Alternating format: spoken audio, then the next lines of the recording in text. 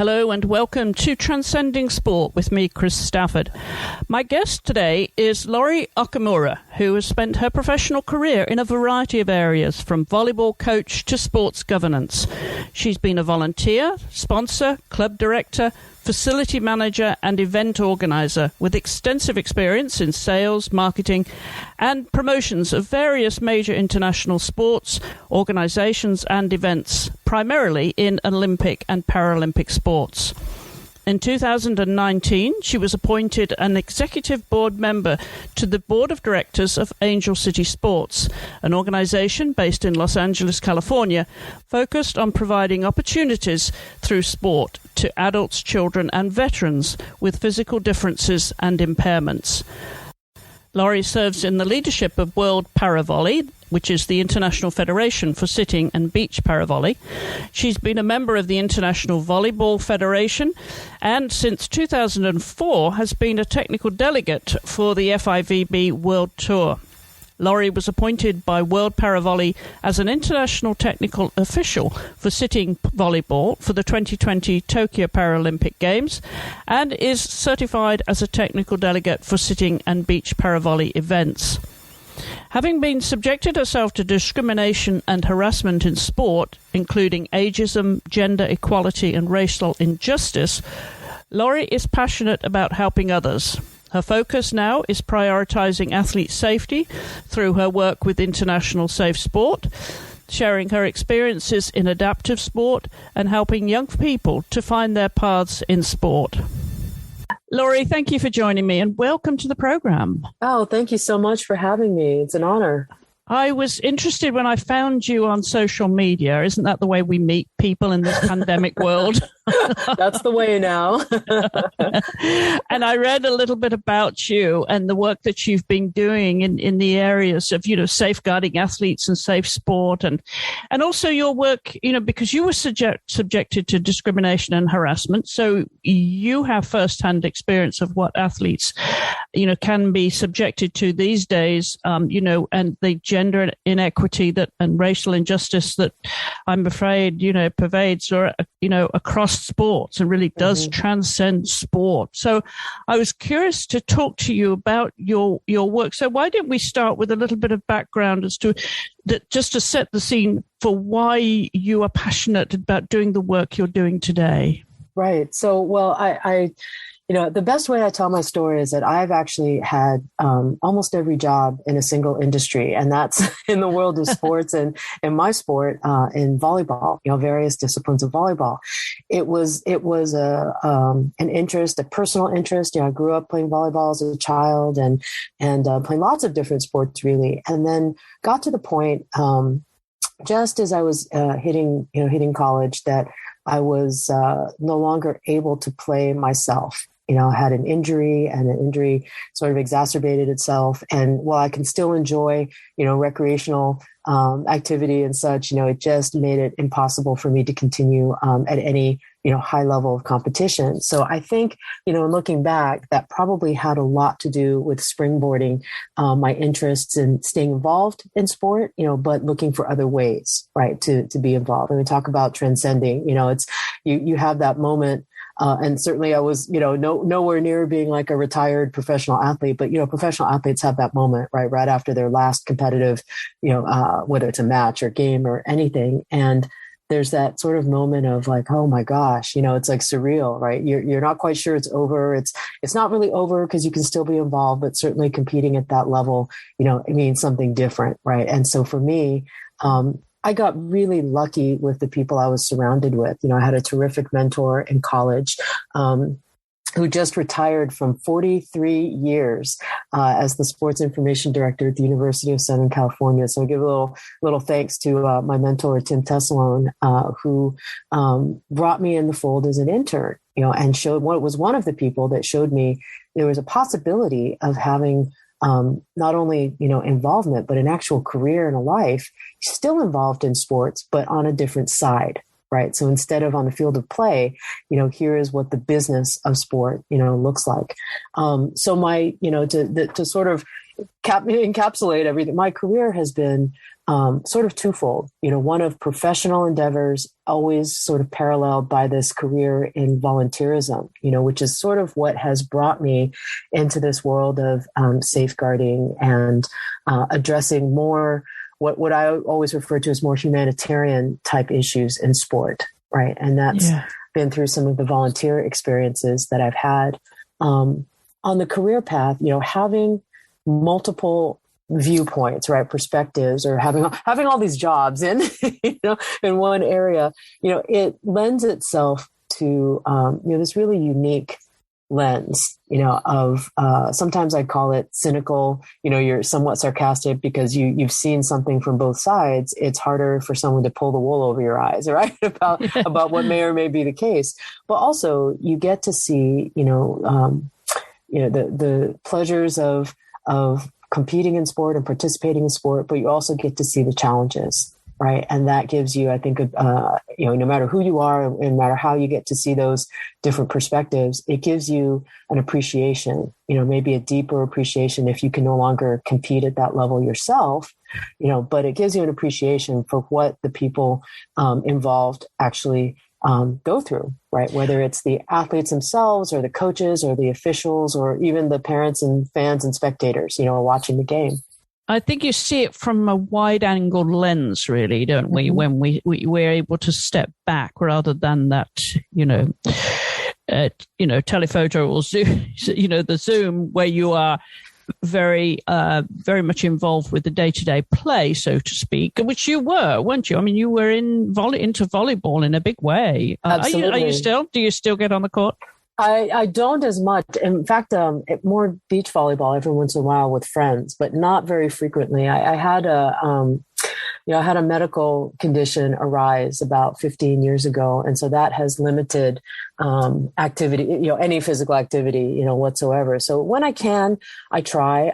I've, in fact, become very enamored, I guess might be the best word, with sitting volleyball as well as other para sports. I just tried goalball, went to a clinic with USA Goalball not too long ago, because my approach is I like to try to understand about the different sports that I didn't get to play when I was a kid. I played a lot, but there's certainly so many more now on the landscape. And so I try to, whenever I'm involved in something on a volunteer level, and now I'm working with adaptive sports, I'm volunteering with this great organization and I got to try all these different sports. I love that. And I want to talk more about that.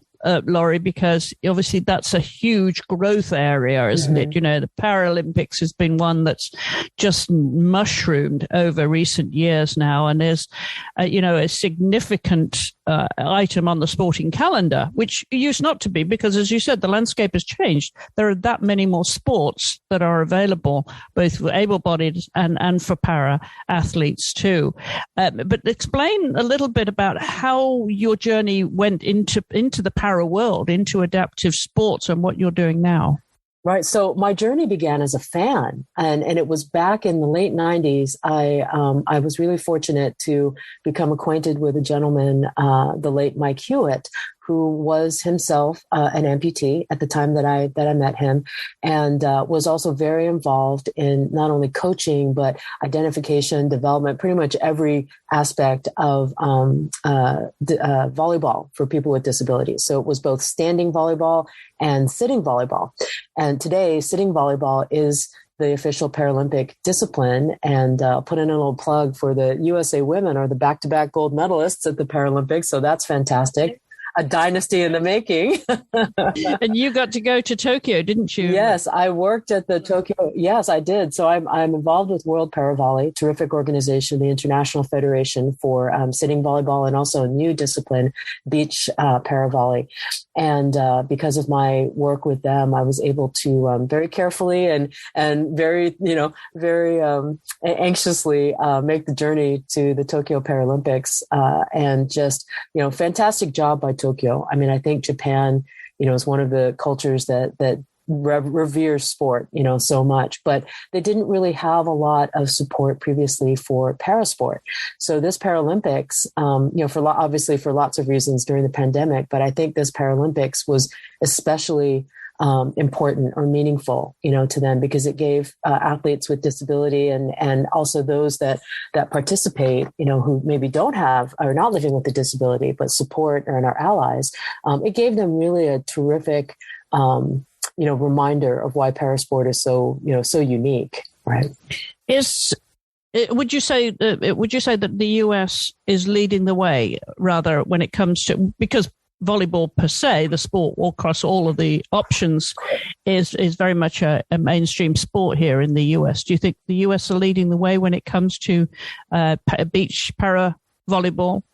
I actually, I would love to say that we are. I think we're definitely in the mix and definitely part of the evolution, but it's actually countries like Australia and a lot of the countries in Europe that are picking up not only beach para, but beach volleyball in general and volleyball and sitting volleyball, but they are really picking up steam, in opportunities, especially with younger kids, so I would very lovingly say that, our sport in the world of volleyball, it's very global, right? It has a global appeal. It's visually pleasing. But what I've been really excited about is the interest, from the continents, right? From every continent, but also the fact that, we do have opportunities in the United States, that we can welcome other countries to come and participate, when we get back open and everybody's, able to travel again, but that there are equal opportunities arising in other areas as well. Brazil has always had a very vibrant volleyball community in general, but sitting volleyball as well, and beach para volley. I mentioned the Australians. The Australians are really, really picking up steam and are extremely dedicated to all things volleyball, right? and that includes, as a terrific group, a guy named Nick Coburn and a terrific group down in Australia that are kind of, pioneering the development, right, of beach para volley. So while we do our part here in the U.S., I think we've definitely got some company now on the landscape, which is terrific. Right. Now, you're involved with establishing the first board of directors of the LA Volleyball Club to pursue its first of a kind inclusive and adaptive sport curriculum for indoor and beach volleyball disciplines. That's impressive. I mean, and what timing too, because 2028 will see the LA Olympics come back again, this time with the Paralympics. That's right. Well, the Los Angeles Volleyball Club was actually founded by a really good friend of mine and a former champion volleyball player. His name is Jason Olive, who had a long career in the entertainment and modeling industry. So he's very diverse, right, in his interests. But Jason, has created this model. I mean, club volleyball is not new, to the landscape, but the model that Jason has created with the LAVBC is, to me, really unique because it not only focuses on elite level, actually their emphasis and their, priority focus is on recreational and development.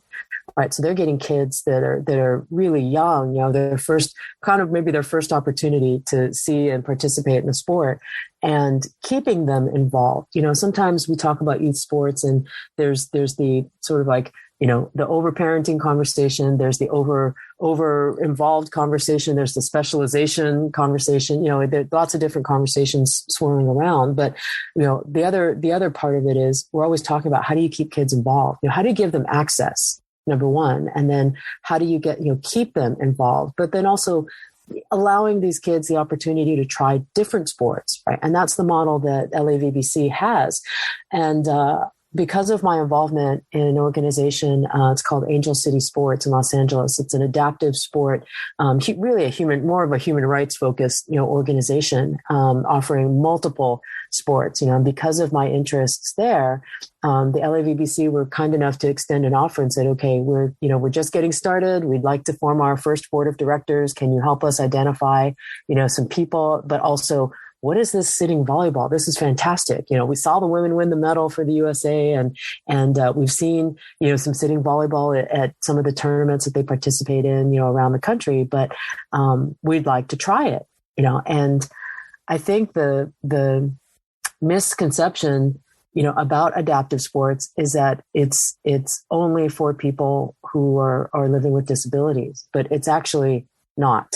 right? I mean, at the competitive level, certainly, there you have to classify and qualify to compete at the most elite level. But in the communities, especially in the community we've built in Los Angeles, one of the greatest things is when you see a family, with maybe the child has a disability or the parent has a disability, but they're playing together, right? They're on the sitting volleyball court together. So it's adaptive sport for people with and without disabilities. And that, I mean, how much more inclusive. That's really cool. Yeah. And I think that's something that maybe people misunderstood, because they think of adaptive, they think of para as being very separate from able-bodied sports, don't they? So this is as inclusive as it gets, as you said. It really is. Right. Yeah. And from the para athletes perspective, I know a lot of Paralympians and even medalists that, that had had careers along their journey in non-adaptive sports settings. So there's some athletes that played Division I women's basketball, and then they went on to win, medals in another sport in Paralympic play.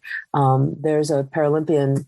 There are a couple Paralympians that I've met recently that have told me they're on their journey that they've actually played in the Paralympics in more than one sport. They competed in one or maybe won a medal in another. And so, in terms of, when you talk about adaptability, when you talk about inclusiveness, that really, those are terms that that the Paralympic world of sport, like, not only understand, but have been embracing all along. Right. This is nothing new, to their community, but, through LAVBC, through Angel City Sports, organizations like that, what's been kind of, really rewarding on a personal level is when you see the kids, playing together, and some of the parents will say, my daughter, I have two daughters, and there was a family I met recently, one daughter is, she uses a wheelchair. She has a spinal cord injury. The other daughter, while not in a wheelchair, also has a very mild, physical disability. And oftentimes it's, they're very close in age. And oftentimes the parents have told me that they can't find, a mechanism for them to play together, right? There's no opportunity for them to play together. Oftentimes, kids with disabilities are discriminated against in mainstream sport leagues because of the fear that either they will get hurt, because of their disability, or they might hurt someone else, right? So it's a very isolating, I'm learning, it's very isolating and lonely process. So when these parents are able to find, other parents or other families with kids, and they would, hey, do you guys like to play baseball? Let's find let's find some other people, and let's get a group together. That's sort of the philosophy that we've been using at Angel City Sports. Like, hey, everyone can play. If you guys want to learn a different sport, great. Let's find somebody who can teach it to them. We can all play, and then let's give some access and some exposure, both ways, both to the sport, for their identification purposes, but more so for the people. And then you've got kids, so this family I met, their daughters were playing sitting volleyball, sitting side by side. And I didn't realize, at first, until I looked over and I kind of let it sink in, that, this is one of the first times that this family has seen both daughters on the same team, being able to play together. Right. And that's pretty remarkable, to be able to witness. Right? So. Yeah. And I love that you're passionate about finding ways for people to, get introduced into any sport and what it can do for them to empower them, and the skills that they will learn that are transferable beyond the sports field. So would you say in terms of, the adaptive athletes, the para athletes, when they look at, we'll stay with volleyball because that's your sport of choice. Do they look at the able-bodied athletes, the gold medalists, of course, as you reminded us, that was pretty awesome. Do they see those as their role models, or do they have para and adaptive athletes who are becoming their role models now? Well, it's interesting because the more that I'm around these younger adaptive athletes, before they hit the Paralympic level, the more I'm realizing that, or appreciating and getting to see, that phrase representation matters, right? And we always knew that about, whether it's sport or life or, professional career path. To see other people that you can relate to whether it's the color of your skin, the color of your eyes or hair, or that, that I met a young girl. She said, I've never seen anybody play sport that doesn't have a leg, right? That's an amputee like me. Right. And she was about 8 years old when I met her, and, consuming all things para sport, became her mission after that. Right. No matter what sport it was, because I think, to understand it correctly is to understand that sometimes, when they're kids, these kids are told, these parents are told, like, your child's not going to walk, or they're not going to be able to play sport, or, there's all these no's, right? These nots, right? You're not going to be able to do this. You're not going to be able to do that. But what if we turn that around and said, okay, but here's a possibility, right? Here's what you can do, right? Here's what you're able to do. Here's what is available to you. Or, what is it that you'd like to try, right? And let's make that happen. Now, I'm not an expert, right, on the world of parasport. I'm learning, right? Like I said, my journey began as really, somebody incredibly enthusiastic. I saw standing volleyball was the first, parasport that I'd ever seen. And it was really, a couple things inspired me about that. And I was looking at it, of course, the job that I had at the time was sort of as a sponsor, in that, from that perspective. And so I'm looking at this new sport and thinking, things that inspired me was I saw men and women playing together, which was really interesting, right? There are very few opportunities you can see at that competitive level. I'm certainly co-ed open gym, there's always, I played co-ed open gym, but it's different when you see it at such a high level. And of course, the women, unfortunately, and woman, I should say, who was involved at the time, she wasn't able to represent the U.S. on that team because, multi-gender sport disciplines were not recognized, at the time, right? So there was no co-ed standing volleyball and or sitting volleyball, and there still isn't at the highest levels, right? So there's a bit of a barrier, there. You've seen some adaptive sports that that do offer co-ed opportunities or mixed gender opportunities, and that's fantastic, but not every sport is there yet, right? Not every sport can provide that same classification or that same opportunity. But for me, what attracted me were really the kind of the personalities involved. There was a lot about it. In parasport, I noticed that a lot of the athletes were able to have longer careers, than those that I'd seen in other non-adaptive sports. That their average ages were a lot older.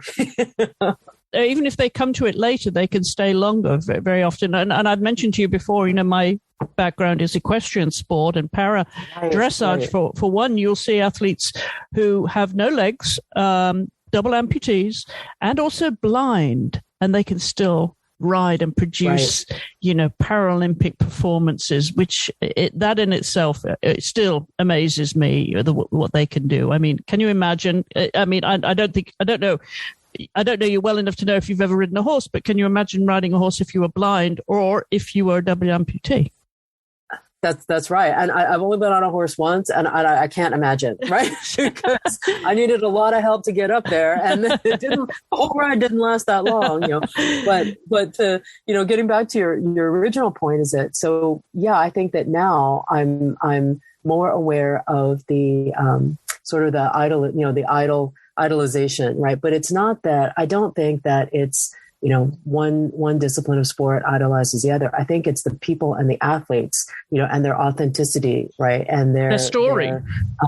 Their story, right, is what endears us, to them, no matter what discipline they're in or whether they're Olympians or Paralympians, and I think that what I've liked seeing, especially, in the sport that I'm in volleyball, is that, there really is a mutual respect developing that's been developed between the athletes and the different competitive categories, whether you're Olympian or Paralympian, right? Yeah. And I think that a lot of that, and I may be, just drawing on my own recent experiences, but a lot of that comes from when people get to experience a sport, no matter what it is, right? Then they get a different appreciation. You either become a fan, or then you realize, like, oh gosh, it's a lot hard. Usually you're like, wow, that's a lot harder than it looks, right? Yes. That's one of the first things, first phrases that comes out. But I notice it particularly with adaptive sport. I've got some friends that, sort of hyping up the Olympics and the Paralympics, to them. And, then they'll see some sports, on TV and go, wait, what is the deal with that? Like, why, and then the questions come, right, which you want. And there's some questions, we can answer by just looking up the rules, but there are other questions that you can't. And so, telling them to follow certain athletes on social media, or bringing them out to a clinic day. And if they live in Los Angeles, bringing them out for, we run a lot of Paralympic sport days for Angel City Sports, where people can come and they can try different sports. So like if you're the parent of a child with a disability and you've never actually, sat in a wheelchair and played wheelchair basketball with your child, like you can actually do that. We'll give you the chair, we'll give you the mechanism, and the parents can play alongside, and the spectators. Like I don't have a child with disabilities, and I myself, am not a competitive para athlete, but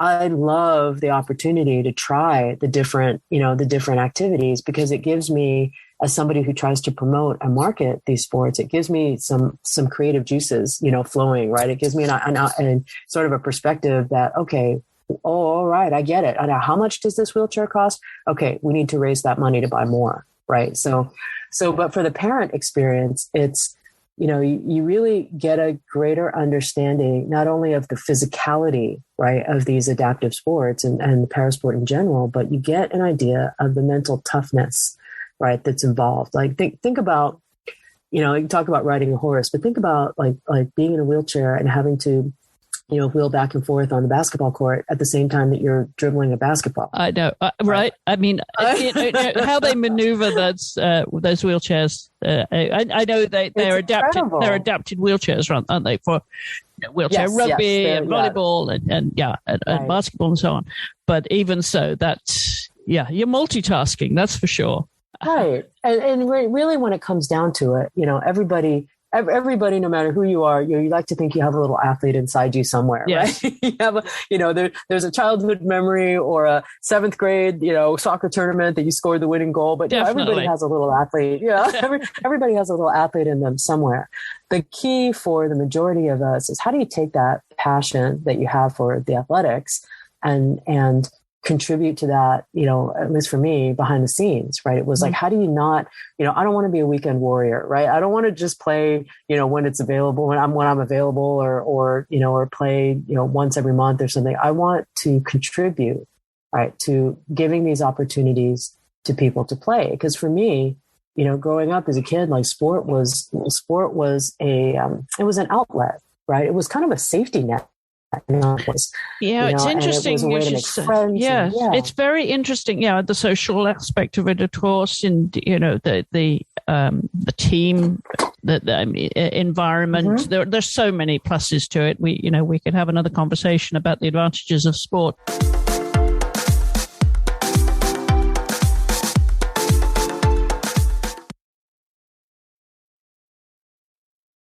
I want to just come back to what I mentioned earlier, one of the other areas, Laurie, that you've been involved with, and that's safe sport, because that's a very hot topic these days. It's something that we truly does transcend sport. It's very sad, of course. It's tragic that almost every day we hear of another sport, another incident of an athlete being subjected to some form of abuse. Now, this is an area where you've also zoomed in on it. Talk a little bit about your work there and how you got involved and what it represents to you.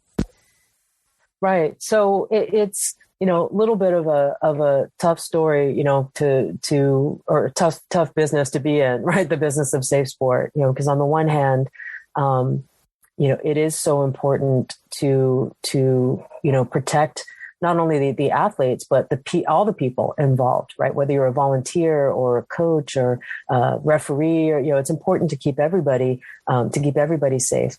But there are some very, tough stories along the way that you encounter. So how I got involved, and I'm really, really, proud at this moment that I was given the opportunity very recently in 2021 to join the board of trustees of an organization based in the UK called Safe Sport International. And the best way to tell my story about how I got involved in safeguarding is to tell it backwards. And kind of a weird way to do it, but bear with me. I got involved with Safe Sport International because they're an organization that relies on fact-based research, right? There's so much misinformation, and I think lack of education, right, to prevent these situations from happening. And, what I loved so much about Safe Sport and their international focus and their fact-based focus, but the other thing I loved about them is that I saw it as a mechanism to create kind of more global awareness or global connectivity, right, about safeguarding in general.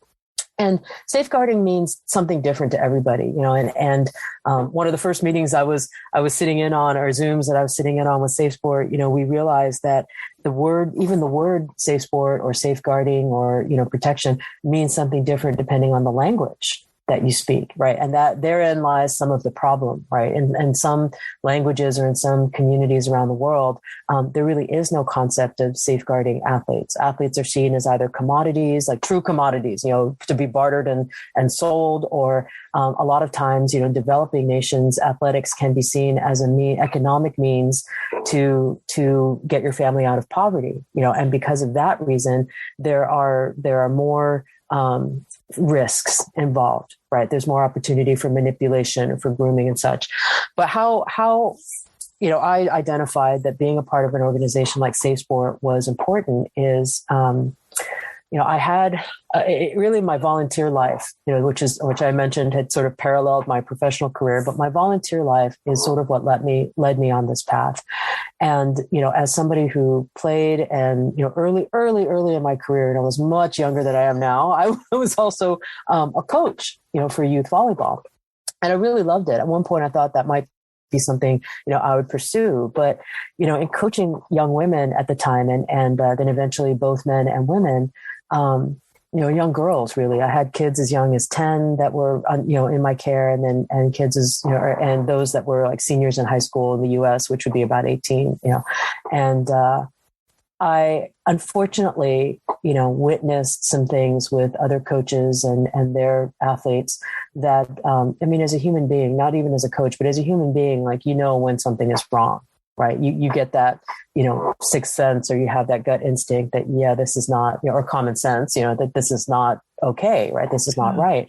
And some of the things that I witnessed and then looking back, even some of the things that I might have experienced myself, going through, whether it was verbal abuse or physical abuse or anything else, going through the sports process myself, like things became, clearer in some ways, but then fuzzier in others, right? And more confusing. And it was the practice of, putting yourself in the position of being responsible for other people's kids, right? That initially sort of got my guard up. And we didn't have a word for it back then. This is like the 80s, right? We didn't have a word for safe sport or safeguarding. There wasn't a national organization that you could go to, right? If you saw something, they always say, if you see something, say something. Well, if you saw something, it was very unclear who you should or could say something to other than the police, and when I was in my sorry to interrupt, but there was no mechanism at all at that point. If you can imagine you and I as young girls, maybe in our early teens, where would we have the confidence to go to?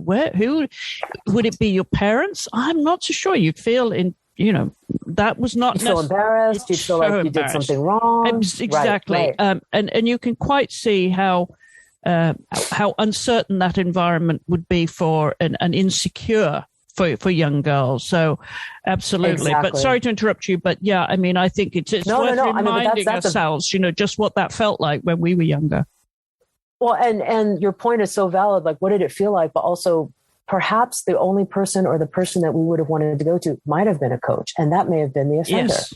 Not in all cases. Like, I don't mean to classify every person who coaches youth sports, as a potential offender, because they're not, right? But the ones who are, you can definitely, start to see the patterns, right? And so when I was in my early 20s, I was involved in club volleyball and, saw some things that just didn't sit right. Right. And, about 25 years later, I had the opportunity to, obviously having seen a lot of things that happened in the sport of volleyball, I unfortunately was one that very early on in its sort of like national lens, development, there were a lot of examples, of coaches. It was mostly primarily coaches taking advantage of, having inappropriate contact with kids. And a lot of people say they call it inappropriate relationship. It's not a relationship, right? No, I mean, quite. they were basically abusing their athletes, right? And there were also examples of a lot of coaches abusing other coaches, or and so the power dynamic. There were a lot of examples of the flaws in the power dynamic, right?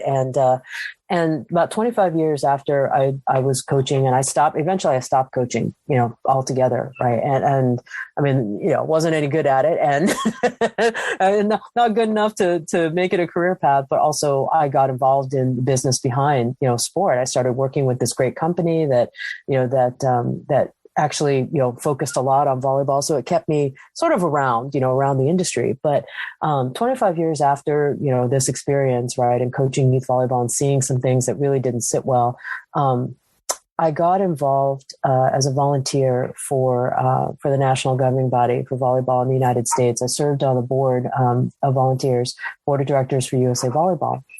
And I'll give them a lot of credit, the organization a lot of credit in this space of safeguarding, in that they,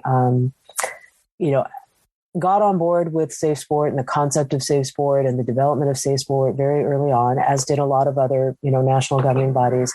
But they actually, as an organization and, the board itself and the people serving on the board at that time, we had a real dilemma, in terms of some cases that had come up before, people had identified a National Center for Safe Sport or the word safe sport, right? Before safe sport was in the norm, right? And there were obviously a lot of examples, and cases and things that needed to be corrected, from the past, right? And every sport went through this, right? We've seen it, we've seen it at the highest exposure levels with the case of gymnastics and the abuser, and Larry Nasser, and his monumental, probably the most monstrous case that we've seen so far, right, of abuse that went unchecked.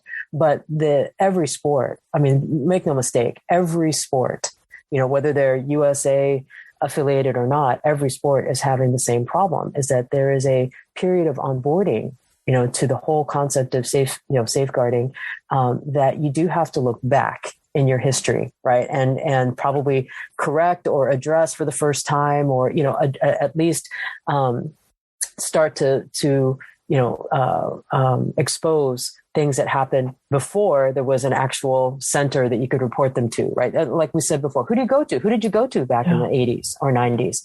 It was very unclear, right? And it was very inconsistent. And then, of course, part of the onboarding is you deal with present day cases, and then you have to look ahead. Okay, what types of preventative measures, can we put in place? Education, how do we prevent more of these instances from happening? We can't prevent them all, unfortunately, right? That would be the goal. That would be the ideal. But, there's this kind of look behind you, clean up and address things that have not been addressed, right? Then you look in the present day and like, okay, we've got cases that are popping up on the landscape every day. And then you look ahead. All right, then to help try to mitigate, the circuit. Okay, everyone's got to take training. Everyone has to be certified. Let's teach these kids what these terms mean, right? I didn't know what grooming was when I was a kid. I would never have known what that term was, right?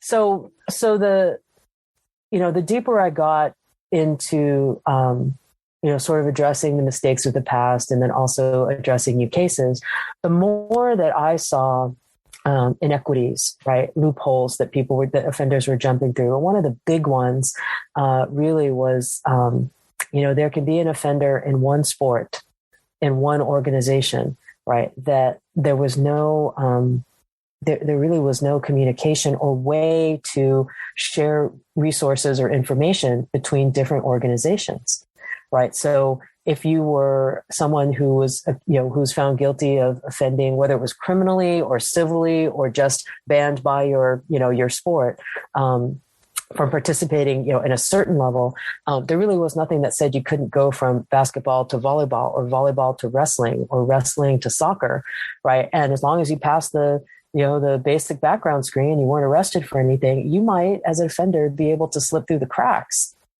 And between countries too. Well, and that was it. And that, you just hit the nail right on the head. The between countries part is how I got, really more personally involved, right, in this area. I served as the chair of the board of USA Volleyball for 5 years during the 7 that I was, volunteering. And about the time that I was ready to term off, USA Volleyball had successfully completed a kind of a private prosecution against a person that I had seen in the past with questionable behavior. We're talking 25, 30 years down the line. USA Volleyball was able to successfully prosecute this individual and achieve a lifetime ban. Right. And that was a big deal, not only for, there were some victims that, now are in their 50s, right, waiting 30 years or more in some case, for their situation to be addressed. Right. It's a no-win situation, right? It's an absolute no-win situation. Well, we're talking that's pretty significant to achieve a lifetime ban in anything, right? to get a lifetime ban of anybody in anything. And as I finished out my term with USA Volleyball, in my last year, I happened to be in another country, watching a competition with our national team. And I looked across the arena and I saw that banned for life individual, not only with a group of kids and players, but then saw a lot of posts on social media. It's like, oh, we're touring, we're competing with the Japanese. And I couldn't believe it. I mean, I absolutely 1000% couldn't believe it. I happened to be in another country for business. Again, it was a board meeting, for the confederation.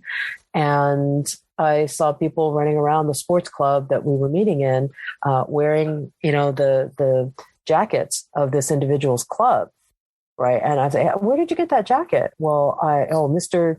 So-and-so was here doing a clinic, and he's coaches us every year. I'm like, oh my God! And these kids were like maybe between 14 and 16 years old. So, therein lies the problem, right? It's not the first time that I will see an offender somewhere, and it's not going to be the last time. Well, they're slipping through the system, internationally, domestically as well as internationally. But I would imagine the work of Safe Sport International, of course, is cross-border, right? So this is, right. We have Safe Sport USA, Safe Sport Canada, but Safe Sport International is doing this work globally, I'd imagine. So is that jurisdiction then going to be different to, say, a national safe sport organization? Well, I think what's interesting, what to me was very interesting about Safe Sport International is not an investigative body, right? Like the U.S. Center for Safe Sport in the United States. Like that is an organization that is deeply dedicated to the jurisdiction that they have over the U.S. Olympic and Paralympic sport, but also they are completely focused on investigation and training. Right. At the Safe Sport International level, it's a little bit more fluid, which allows them to incorporate more people from different countries into the mix. So Safe Sport International hosts an annual conference. In fact, conference 2022 is about to happen in early April, and it's open to everybody who wants to participate. Right? There's no requirement. You don't have to be an athlete. You don't have to be a coach. It's open to anybody who's interested in participating. And by having opportunities like that, which is how I came to know Safe Sport International, right? I saw the notice for they had to take their conference virtual, as many conferences did. They took their conference virtual in 2021. I happened to see it, and register for it and participate in it. It was glued to my screen, because here are other people speaking the same language of safeguarding, right? I mean, of course, they're coming from all over the world, but, there were some faces I recognized. There were some faces I didn't recognize. What I love about Safe Sport International is that they really focus in on the athlete's voice, right? So for the first time outside of a private hearing or a disciplinary case, I was actually listening to these athlete survivors, talking about not only their own situation, in an extremely vulnerable position, but then focusing in together on, okay, how do we prevent this from happening to the next generation of athletes? Right. Or even our same generation of athletes, who've never experienced this or who think that they may be experiencing, some type of abuse, right? No matter what type it is. So that to me was the big game changer, right? That athlete voice, Yeah, right? absolutely. Which is something that I value, I really value, because along the way, when there has been anything about sport that I haven't understood, wanted to get a better insight on, or just get, my creative process is that, okay, I'm going to go immerse myself, right, in whatever it is that I'm trying to, market, sell, promote, fundraise for. And the athletes have always been the resource to me that have provided the most meaningful engagement, but also like that sort of aha moment, like, oh, wait, what if we took their need here and matched it with this, this goal here. And okay, yeah, great. Now we have this terrific marketing campaign, or now we have this terrific product to sell, right? Yeah. So SSI, they're really focused on the athlete voice. They empower the athlete survivors, which I love, right? They give them not only a voice, but or recognize their voice, but they give that voice a platform, right? And the desire to achieve global parity within the organization is like fantastic, right? That's a key theme. It's like we always have to think globally, right? They have researchers all over the world. They have people like myself that are really just, we're not experts, we're not researchers. I'm not an academic, but I work in this space, right? I see things, I hear things, I know people that, that we can connect in these different countries. Yeah. And that's part of it. It's helping to build education and making it understandable in different languages. Like what does safeguarding? Yeah. Really, really. How do people find out more about this organization in the Safe Sport International, Laurie? So one way I think was the best way is to, you can follow us on social, but to go to our website. It's safesportinternational.org. And there is a sort of basic outline of what it is that we do, but also what it is that you might do that could be of interest. How do we partner, right? So there's, focus on education and different, how do we, not start from ground zero every time, from step one, like how do we work together? How can we amplify what you're doing in your country? How can we put you and your country in touch with other people around the world that, that potentially can be an ally, absolutely. Right? Or a resource, so it's right? Very much a networking organization too. So it turns up the volume on these topics globally, right? As one voice. And they provide, consultancy. They provide, training and education opportunities. They're working with the IOC, the IPC, with lots of different organizations.